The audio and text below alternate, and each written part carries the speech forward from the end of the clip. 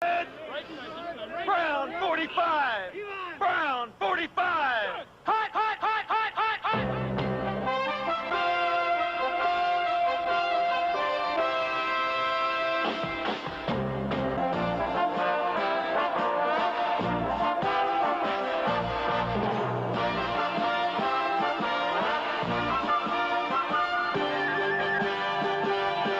Ladies and gentlemen, we are back with another week of Ball and Chain, the final week of the regular season. Mr. Flowers, how are we feeling today? We're feeling good.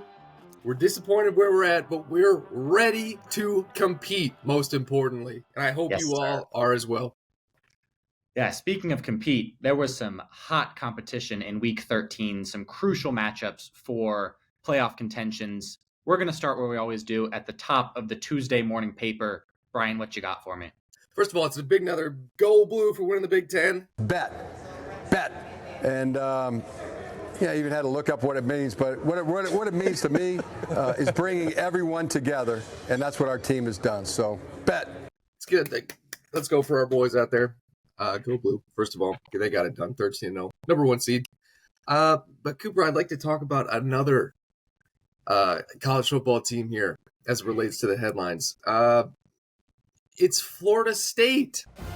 Oh, we all know the story with them. And the team that I think they really identify with is the Tinglers. Ramondre goes down, much like Jordan Travis. And what does the team do? The team rallies around him. Scores a week-high 156 around Ramondre Stevenson, the glue of that team. But we all know what happened to Florida State. The committee left them out of the big dance. And I think that's going to happen to you. Look, the waiver wires were sparse pickings this week in the running back committee. Sean. In Gabe We Trust, taking Ezekiel Elliott, I think was the obvious choice there to fill the shoes. But as you mentioned, the team has rallied around Ramondre. He has been a leader since day one of the Tinglers. I don't see that changing. I mean, he's in the locker room, cast and all, on that high ankle sprain. Just firing the boys up, ready for a crucial Week 14 matchup against the Silly Willies. A win and we're in game. That's big. Brian, I want to talk about some not so good news that I read in my paper recently. There's an ecological emergency. The waterfowl population has overrun the generic fantasy league, meaning we've had a lot of goose eggs. Oh, no. The Swifties with Marquise Brown getting a goose egg. Jaward Jackson on the Silly Willies getting a goose egg. Jawan Jackson, apologies. He doesn't deserve a name. He got 0 points. Great player. Didn't score any points. And then maybe the biggest surprise of the week was LeBron's third leg dropping 2 goose eggs with Tank out for the season and Terry McLaurin getting another goose egg. My next headline, Cooper, you've seen Cars, right? Of course. The movie, the Pixar movie. Life is a highway. My next headline is the Piston Cup. He did what in his cup? And the reason I say the Piston Cup is, do you remember the last scene in Cars 1 with Lightning McQueen pushing strip weathers across the finish line? An absolute tearjerker. Emotional scene. That's the Silly Willies pushing their roster across the finish line. They're beat. They got one win in their last 5 games. Oh, that's not the Silly Willies. They got a big matchup this week, as you very well know. If he's going to go for that number 1 seed, first of all, he needs me to beat Kirkland's signature. But he needs to win this week. That's big for him. He does. I chatted with the manager a little bit yesterday, and we're both a bit anxious. I mean, it's going to come down to what the boys do on the field come Sunday, but a lot riding on these games. Brian, in other saddening news, kind of an update from one of our very exciting headlines and sponsorships last week. Manager found defecating in airport lounge. What? Kyle's Amex membership has been revoked after dropping another 88 deuce right on the field against the Tinglers this week. The only team not to top 100. Everyone else taking that sponsorship, running with it, using all of their benefits, all of their rewards. The Swifties just not able to do it. Come on, Swifties, with another deuce on the win in the wins column. 2-11, I believe. You talked about it a little bit in that Goober's LeBron's third leg matchup. The headline is Bikini Bottom beats Bron on Buffalo by. Oh, there's the animation. Beats him without Stephon Diggs. That's like, what is it? LeBron's third leg going out there getting a win without McCaffrey. That's their star guy. Even though Amon-Ra is probably a star guy now. 144. What? What's that about? That's without Stephon. Gets the job done. LeBron's third leg also might be limping into the playoffs here. We'll see. Limping into the play. I mean, they've clinched their seed or their spot at the very least. But, yeah, this is a momentum-based game. Could we see a first-round exit out of LeBron's third leg? Perhaps a second-round exit. Well, that's true. Fair enough. Wait. Brian, we forgot the Jimmy's Jumbo Jumble. It's here. I have one more headline. You have one more headline? I have one more headline. What is it? I got to take a bit more somber tone here. Here on Ball and Chain, we try and keep it light. We try and keep it airy. I need to talk about something a little bit more serious going on in America. Oh, my goodness. This country has been built off of the backs of many individuals who have not been given the recognition nor the freedoms they deserve. But I am very happy to announce that the Sand Creek Massacre reparations have finally been revealed. You are coming out of the woodworks with these headlines. I don't know if you're aware of this. Last week was the 159th anniversary of the massacre of the Cheyenne Indians here in Colorado. I'm well aware. Whatever year that was, 159 years ago. An 800-man militia from Colorado attacked and destroyed both the Cheyenne and Arapaho tribes. Not the Arapaho. Not all that dissimilar to the slaughter that Tinglers brought to the Chiefs last week in Week 12. But I'm happy to say Caden has turned it around, dropped 134 points on your Brian's football team behind a Herculean 37 from DK, 28 from Dak, and 21 from Pacheco. Do you know how hard it is in 2 consecutive weeks to have 2 guys drop nearly 70 points on you? Are you kidding me? At this time of year, are you serious? Localized entirely within your kitchen? Yes. Mash it? No. Ridiculous. Well, Brian, please take it away with Jimmy's Jumbo Jumble. Oh, it's the Jimmy's Jumbo Jumble. Guess what? If you're betting with the commissioner so far in this year, you're up $13. Just about $14. And guess what? We're going to put 10 of that back into the parlay, as you were supposed to do.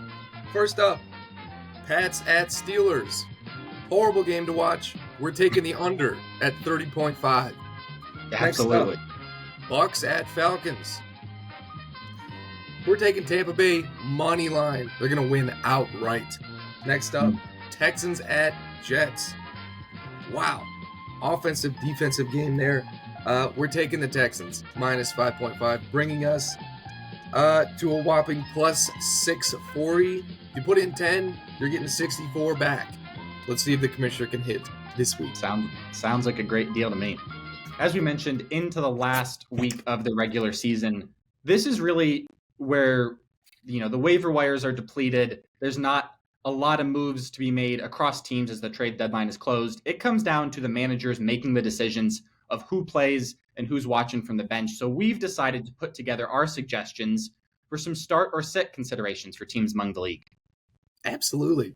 First team that we're going to be taking a look at here is the Waddle House. Waddle House, please go out there and beat John. I need you to go beat John. And this is what you need to do to beat him. Yes, please. This is a Ball and Chain approved message. Yes. He's got some decisions to make here. He's got Mixon, Swift, Javonte, and Zay all kind of looking at some playing time here. He's got 3 running backs and 1 receiver. I think out of all that, you pick Joe Mixon and Javonte for the running backs, and you put Zay in the flex, and you bench DeAndre Swift this week. You don't play Swift. I said it against Dallas, against that vaunted run defense that they have. Yeah, I don't disagree with the suggestion. You alluded to the Eagles-Cowboys matchup this week, which I think is going to be pivotal, not just in the actual National Football League, but more importantly in the generic fantasy league with the outcome of that game. I've got a pretty controversial one for us here. Oh my. I'm looking at Kirkland's signature, currently sitting at the top in the West Division. I think he sits Tony Pollard this week against Philly, plays A.J. Dillon. What did you just say? I said what I said. Look, Pollard's on a 3-game touchdown streak, but let's not forget just a few weeks ago when he'd gone 9 or 10 games without a touchdown. I think that streak's ready to come to an end. Not to mention, Green Bay is red hot. They just went out and beat the Chiefs, and now A.J. Dillon gets a matchup against the Giants, who are barely a football team. True. You know what? I support that decision. If I'm Kirkland's signature, make that move. Make that move. Next up, we're looking at the Goobers. Goobers with a stacked wide receiver core with Stephon, Amon-Ra Puka, and Rashee Rice, the newcomer. And I'm going to say something crazy. It's maybe not too crazy. I know it's his guy. I know it just happened. But you bench Puka for Rashee Rice this week. You bench Puka. He's gonna get, I scored so many points last week. Play me. Don't play him. Play Rashee Rice. This is where you gotta set your emotions to the side and look at the analytics and see what's best for the team. Absolutely. Brian, I'm actually going to double down on the Bikini Bottom Goobers. Oh my! I don't know if you've looked at their quarterback situation recently. They just picked up Matt Stafford off the waiver wires. Don't play him. Don't play him. Find a different quarterback. Drop him again. Put him back on the waivers. Go get someone else. Go get Browning, who just balled out against the Jaguars. Yep. That's just a quarterback injury machine is over there at the Goobers. Kyler was hurt, not his fault. Joe Burrow gets hurt. Trevor gets hurt. They need a better offensive line is what they need. Next up, we got the Florida man, another pivotal matchup this week. He's got a lot of people to choose from. Yes, he does. Kupp, Thielen, Addison. What the hell is it? Oh, it's Gus and Noah Brown. He's got, just like the playoffs, 5 people and not that many spots. This is what I think he does. And you might not like it, Florida man. We're starting Addison, Thielen, and Gus Edwards, and we are benching Cooper Kupp and Noah Brown. You're benching the first round pick? We're benching him. Wow. Absolutely. It's high time to bench him. Forget the projection. Forget all that. It's all about playing the right guys. They say you got to start your studs, and Cooper Kupp may not be a stud anymore. He's a dud. Now, Brian, with all respect, I want to turn to your team for a moment. Talk about a position that you have held in wide regard all season, had a backup, I believe, at pretty much every point in the year. Mm-hmm. You got to sit Evan Ingram this week. After his performance? After his performance, he plays the Browns, who historically clog the middle of the field. I watched the end of that Jacksonville game, and whatever the third string quarterback, whatever his name is, Beathard, likes the drop-off passes to Etienne and the long throws to Calvin. I think Kincaid is going to get it done against Kansas City. That is a fierce rivalry matchup. I think you got to start Kincaid. Really? Cooper, there's a decent chance you might see 2 tight ends this week. There's a decent chance. I got 3 guys fighting for that flex spot. It's tough. Understood. Cooper, I got another decision for you to make, and it's a yes or no question. It's not even a matter of sitting someone. Darren Waller's back. Are you going to play him? Look, you want me to talk bad about the 2 guys. They're both incredible athletes. We saw Taysom Hill. Give me a non-answer here, coach. Did Taysom Hill going to play? I got a yes or no question for you. Did Taysom Hill score a non-catching touchdown last week? I don't know. I don't watch Saints games. He did. You're playing Taysom Hill? We're talking to Darren every day, seeing how he's feeling, checking out the hamstring, seeing if he's ready to get back on the field. It's going to be a game time decision. You're not gonna play your star tight end. You're gonna call him a star tight end. Star tight end. Star. Pull up the clips from like week 6 when you said he's a bum. I won't. We're gonna be rolling a Darren Waller highlight reel as we're saying this.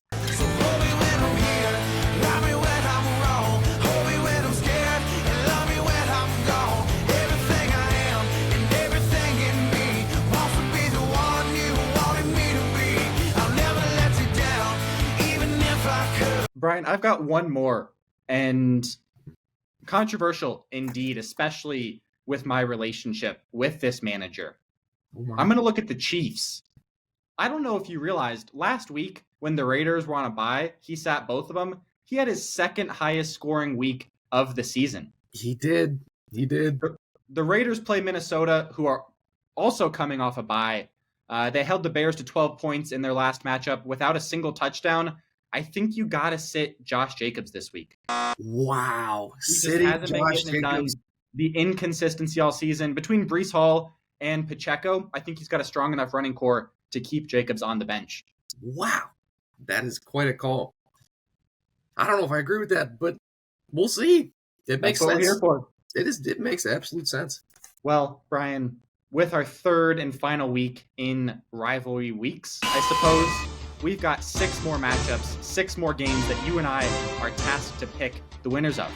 I'm going to start us off with my own game, a very crucial matchup against the Silly Willies. Look, Super. you mentioned it. No Ramondre really is a devastating loss for the team. A potential morale breaker. I don't think it's going to happen, but it likely could. Good.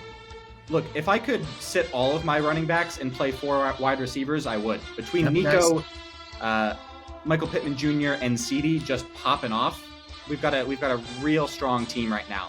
That being said, Lamar might just go out and drop 50 on the Rams. I got that written down over here. As much as I hate to say it, I think the Willies are going to get the revenge game, get the dub here. But with some other matchups, Tinglers are still making the playoffs. That's interesting. Again, we'll talk about that more later. Cooper, this is going to be a back and forth game. It's going to be an absolute shootout. If you had to pay-per-view one of our games this week, this is the game to watch. You better watch this game. It's going to be high-flying, high-scoring. CeeDee's getting 30. Bijan's going to shit the bed. Aaron Jones is going to get hurt as he always does. Tyreek's going to go for 40. Monty's going to get a touchdown as he always does. And the Willies are going to get the win this week. Big dub for them. And then we'll see what happens with the other matchups, who might wants to get in and who might not get in.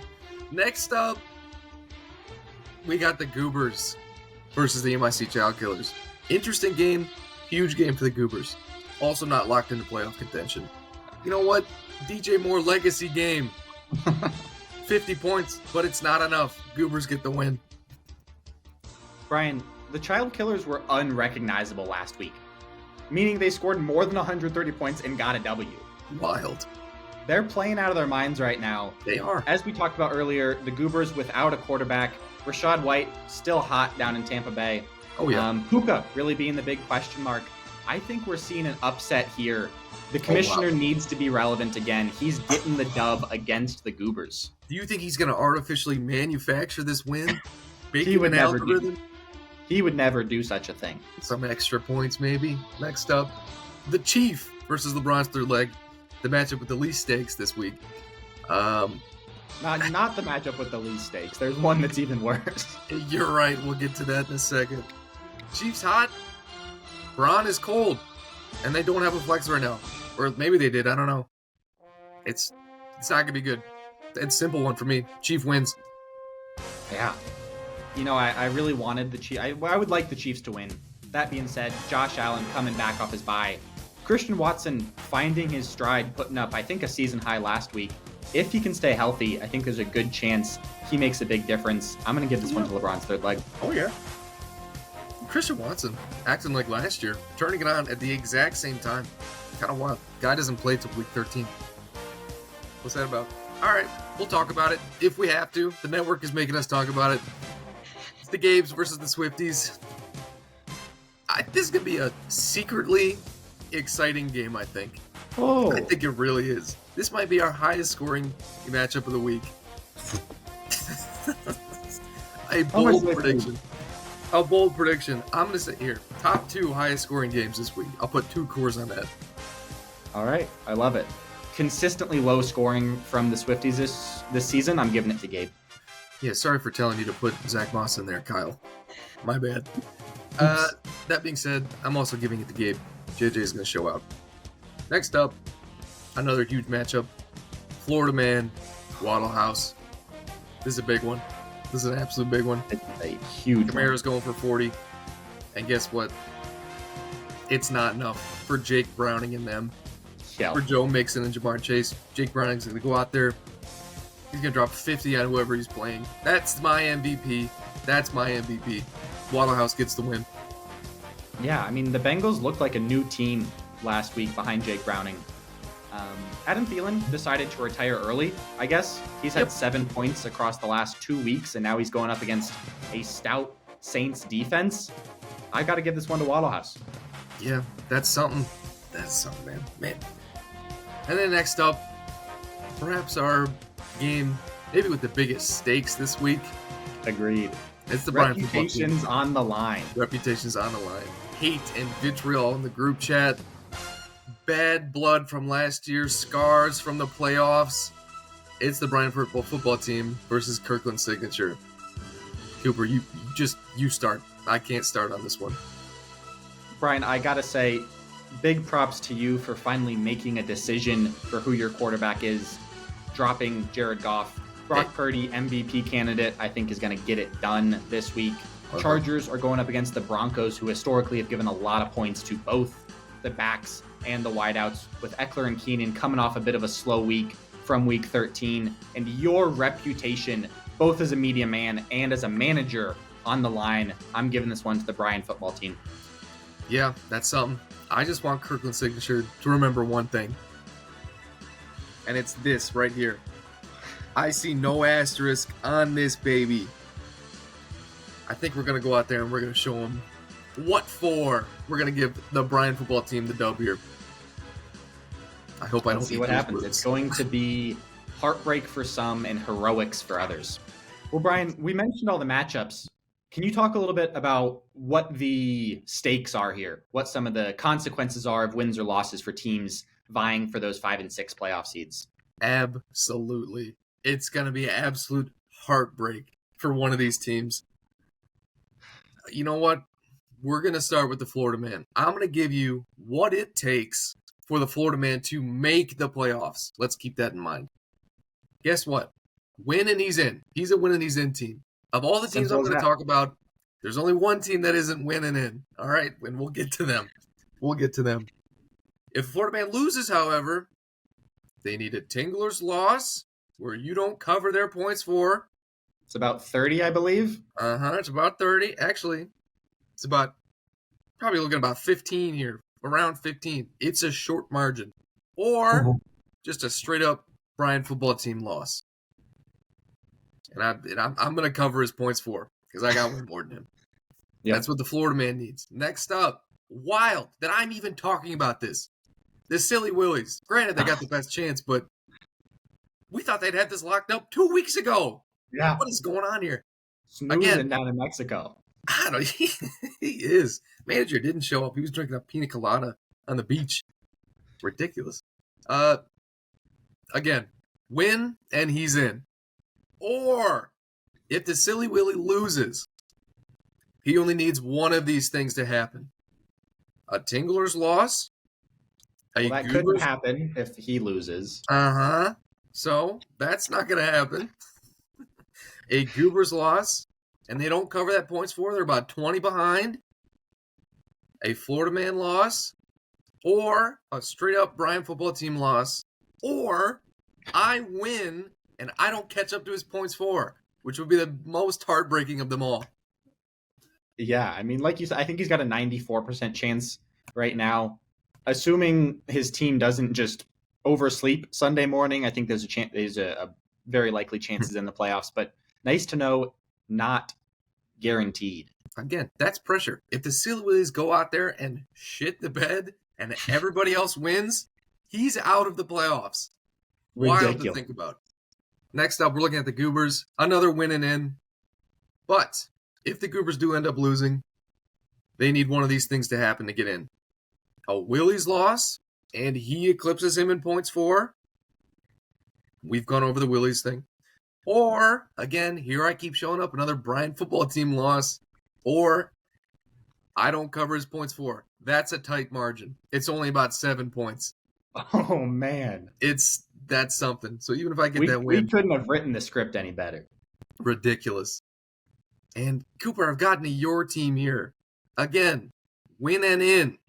You've won 5 of your last 5 games. Hot. Running it super hot. Again, winning in. Or if you lose, you need me to lose. Or you need John to lose. And he doesn't catch up to your points there. So you are a Waddle House fan and you are a Kirkland Signature fan this week. Brian, I'm going to bring up that the last time the Willies and I played, the Willies took the L, but I think they were the 3rd highest scoring team that week. It was 150 and change to 138, I want to say. So there's a good chance we see another shootout between the two of us. Like I said, I'm projecting a loss for the Tinglers, but I think we're covering the points on John, even if he gets the dub over the Waddle House. Yep. All right. And then next up, we've gotten to a certain team, the only team that is not win and in. On my sheet here, I have win or whatever. For me, it's a win and whatever. I need some things to happen here. I need to win and I need you to lose because I'm ahead on you on points for. I need John to lose. I need the Goobers to lose and cover their point spread. Or I need the Willies to lose and cover their point spread. Just to sneak in there. It's tight sledding over here. The Brian football team. Brian, do you happen to know if you have any Monday night football players this week? I don't. I do not. So, Matt has Tua. Okay. I was hoping that your matchup would be decided Sunday and it would come down to other games on Monday night. But nevertheless, it's going to be sweating Monday. Yeah, I'm sweating Tua on Monday. Absolutely. I've only got most of my games are at 1 p.m. So by about 4 o'clock, you'll know where I'm at. Oh boy. Keep an eye on that. So again, we'll put the graphics up so everybody can see. But man, 5 teams and one of them's not going to make it in. It's going to be tough. I'm not going to want to be on the show next week, regardless of who it is, to have to cover that. We might get the loser on for an exclusive interview. Can't do it. I will not show up. If I lose, I won't show up. Oh, Brian, I mean, the stakes have never been higher. The margins have never been thinner. I am so excited for Week 14 here of the Generic Fantasy League, last week of the regular season, before we get into the playoffs. Mm-hmm. With that, we're going to bid adieu to our audiences, to our listeners, right after our bonus segment. Bonus segment. Let's go. Brian, you are going to be a contestant today on GFL Jeopardy. Oh my goodness. You know how Jeopardy works. You know the theme song. I'm going to give you 5 categories. You're going to choose the categories in any given order. I'm going to give you, bless you, I'm going to give you an answer, and you are going to give me the question for said answer. Okay, sounds easy enough. Here are your categories. You can pick which you'd like to start with. We have doubtful defenses. That one. Consistent play, stuck in their ways, running man, and home field advantage. You know what? I want to go with running man. All right. Brian, for 200 points in the running man category, this ball carrier with only 1 touchdown on the ground in 2023 currently ranks as the RB6 on the year and was Week 13's top scoring back. Oh my goodness, who was it? Certainly wasn't any of my running backs. I could tell you that for sure. Oh my goodness. I'll give you a little bit of a hint on this one because it's our first question. Played in Monday night's matchup. Oh. Isaiah Pacheco? No, it's A.J. Dillon. It's Joe Mixon. Joe Mixon? He didn't even... He did. What am I doing? I thought it was the Packers and Chiefs. That was Sunday night. Damn, I knew it was Joe Mixon. But he got 2. 2 what? He got 2 touchdowns. Well, prior to this week. He got 2 touchdowns. I might have misread the stat sheet. That's on me. What category would you like next? You have doubtful defenses, consistent play, stuck in their ways, or home field advantage. Stuck in their ways for sure. Stuck in their ways. Yeah. This team, coming off their 2nd straight loss of the season, has made the least moves in the league with only 11. 2nd straight loss? Who just lost? I lost. It's not me. I made a ton of moves. You know what? It's the Waddle House.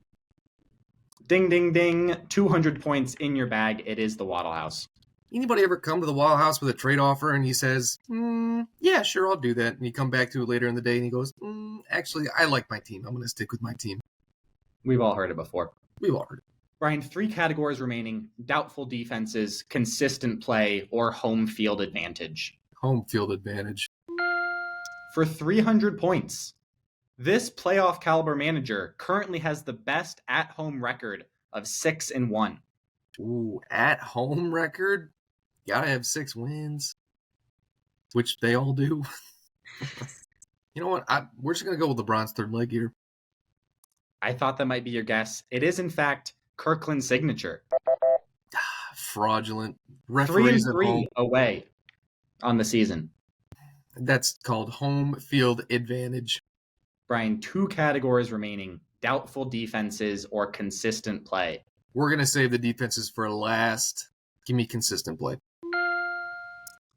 This Nordic quarterback, now on IR, has the 7th most average points per game on the season.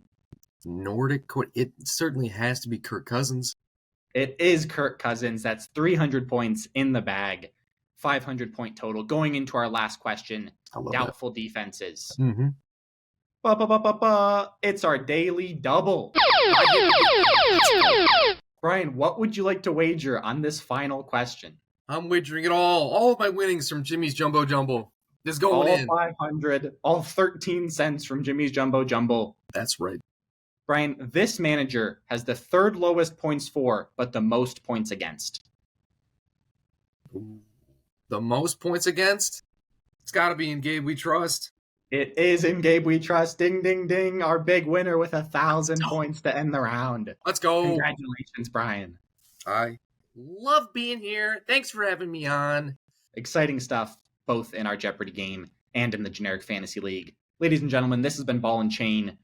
Tuning in for Week 14. We'll be back next week as we look at the finalized playoff players.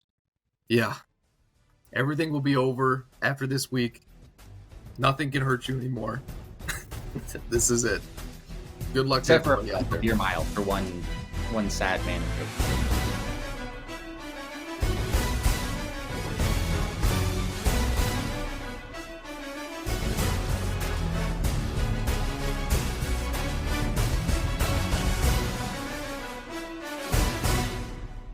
So, bet.